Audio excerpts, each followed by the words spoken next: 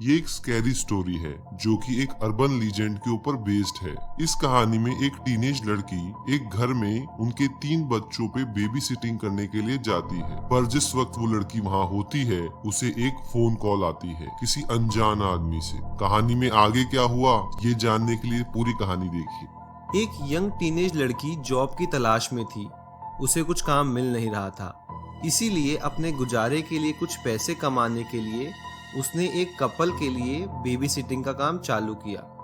वो कपल एक बहुत ही बड़े सुनसान घर में रहते थे। एक रात उस कपल को मूवी देखने बाहर जाना था, इसीलिए उन्होंने अपने 3 बच्चों की जिम्मेदारी उस बेबी सिटर को दी और मूवी देखने के लिए निकल गए।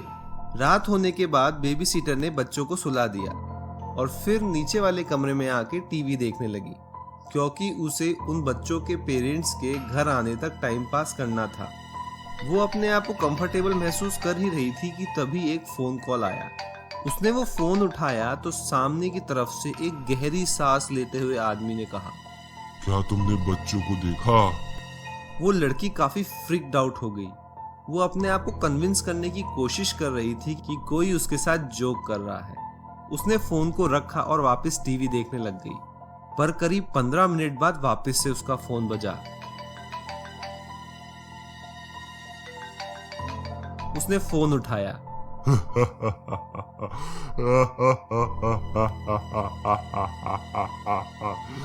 मैंने तुम्हें कहा था, क्या तुमने बच्चों को देखा?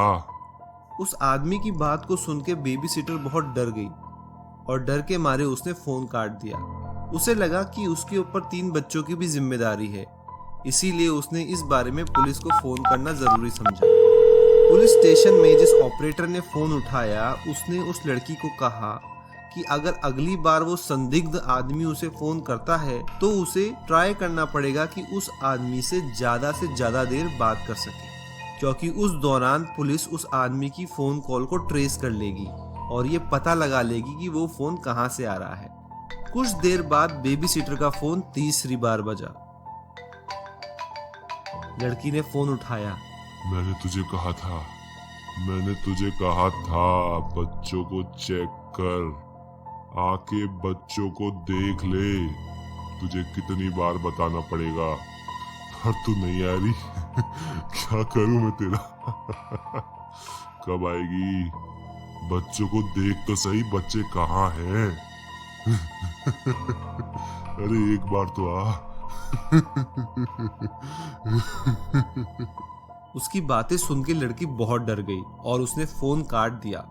पर जैसे ही उसने वो फोन काटा उसके तुरंत बाद एक और फोन कॉल आई और इस बार ये फोन कॉल पुलिस स्टेशन के ऑपरेटर ने करी थी। उसने उस लड़की को कहा, get out of the house right now. ये फोन कॉल आपके घर के अंदर से ही आ रहे हैं। मैंने आपके घर के पास सिचुएटेड एक पुलिस टीम को इन्फॉर्म कर दिया है।